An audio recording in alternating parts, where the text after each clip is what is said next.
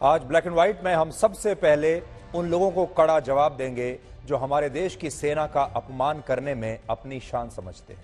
और आगे बढ़ने से पहले मैं आपको बताना चाहता हूं कि काश आज हमें इस खबर से अपने शो की शुरुआत ना करनी पड़ती, लेकिन करनी पड़ रही है क्योंकि ब्लैक एंड व्हाइट में हम जो खबरें आपके लिए लेकर आते हैं उनका एक मकसद होता है। बॉलीवुड की एक अभिनेत्री हैं जिनका नाम है ऋचा चड्ढा। ऋचा चड्ढा ऐसी कोई अभिनेत्री नहीं है जिनको लेकर एक राष्ट्रीय चैनल पर इतने बड़े कार्यक्रम की शुरुआत की जा सके। यह बात बिल्कुल सही है। दो विचार थे हमारे दिमाग में, एक कि ऋचा चड्ढा जिस तरह की अभिनेत्री हैं उन्हें पूरी तरह इग्नोर कर दिया जाए, उनके बारे में बात ही ना की जाए। दूसरा, इस मुद्दे को लेकर देश के सामने जाया जाए ताकि आगे से ऐसा ना हो। और हमने ये सोचा कि आज हम ऋचा चड्ढा जैसे ऐसे तमाम लोगों को एक करारा जवाब देंगे। ऋचा चड्ढा ने अपने ट्वीट में भारतीय सेना पर गलवान को लेकर एक ऐसा व्यंग किया है जिससे पाकिस्तान बहुत खुश है, लेकिन हमारे ही देश के वो शहीद जिनका उन्होंने अपमान किया है, उन शहीदों के परिवार आज बहुत दुखी हैं। आज हम आपको यह बताएंगे कि जिस बॉलीवुड को भारत की सॉफ्ट पावर बनना था, वो बॉलीवुड कैसे भारत विरोधी ताकतों का एक केंद्र बनकर रह गया है और आज बॉलीवुड हॉलीवुड से क्या सीख सकता है। लेकिन उससे पहले आपको यह जानना चाहिए कि ऋचा चड्ढा ने आखिर गलवान का जिक्र क्यों किया, उनकी मंशा क्या थी, वो क्या कहना चाहती हैं, किस चीज को लेकर वो मजाक उड़ा रही है।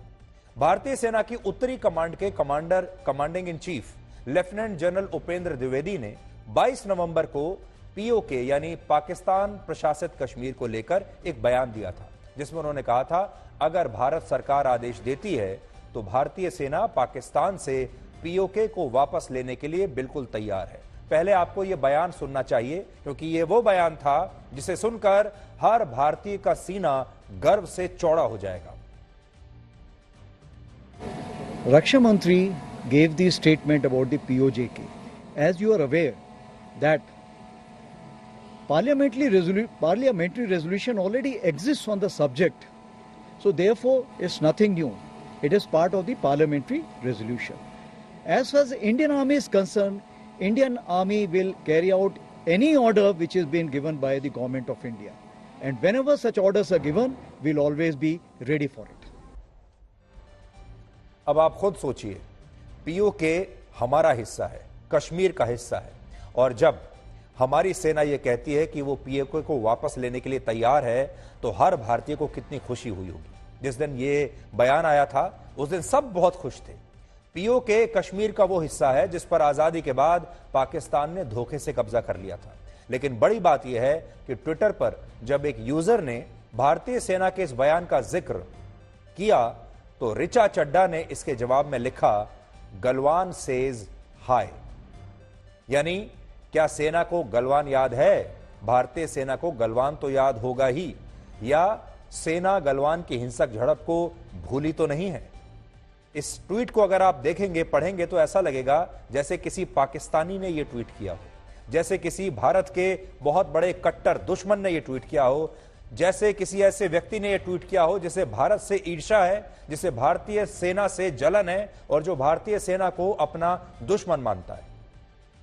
ऋचा चड्ढा के इस ट्वीट से आपको दो बातें समझ में आएंगी।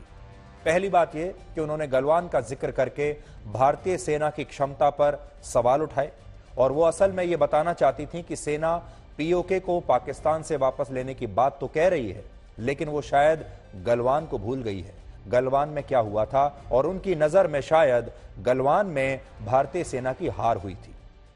दूसरा, उन्होंने अपने इस ट्वीट के जरिए गलवान के उन शहीदों और उनके परिवारों के साथ एक भद्दा मजाक किया है जिन्होंने इस देश की रक्षा के लिए अपना सब कुछ, अपनी जान समर्पित कर दी थी। यह उनका एक बहुत बड़ा अपमान है। आपको आगे की कहानी बताएं उससे पहले यह देखिए कि इन शहीदों में लांस नायक दीपक सिंह का भी नाम है, जिन्होंने एक नर्सिंग सहायक के तौर पर इस हिंसक झड़प के दौरान यानी गलवान में 30 से ज्यादा घायल सैनिकों की जान बचाई थी। बड़ी बात यह है कि दीपक सिंह की शहादत के बाद उनके परिवार ने कभी भी इस पर अफसोस नहीं जताया, बल्कि गर्व दिखाया। उनकी पत्नी रेखा सिंह ने इसके बाद यानी अपनी पति की शहादत के बाद उन्होंने खुद भारतीय सेना में शामिल होने का फैसला किया और आज वो भारतीय सेना में लेफ्टिनेंट के पद पर तैनात हैं। आज आप सबको इस महिला के लिए, इसकी हिम्मत के लिए ताली बजानी चाहिए। इस परिवार के लिए आपको तालियां बजानी चाहिए। और उनका परिवार ऋचा चड्ढा जैसे लोगों के इस तरह के बयानों से आज बहुत आहत हुआ है। सुनिए उनका क्या कहना है। उन्होंने गलवान का नाम लिया, लेकिन वो इतने गलवान का वाक्य हुए कम से कम 2 साल हो गए। क्या कभी इस दौरान वो जो परिवार, जो शहीद के परिवार थे, कभी उनके बारे में उनकी जानकारी कभी ली? उन्होंने जो इस तरह की बातें बोली तो उससे क्या है कि भारतीय सेना का और उन्होंने अपमान किया, और दूसरे देश जो हमारे पड़ोसी देश है उनको एक तरह से बोलने का मौका दिया। तो मैं उनके लिए यही बोलूंगा कि भारतीय सेना बॉर्डर पे खड़ी है, जो देश की रक्षा कर रही, तभी आप लोग सब लोग निश्चिंत होकर सो रहे हो।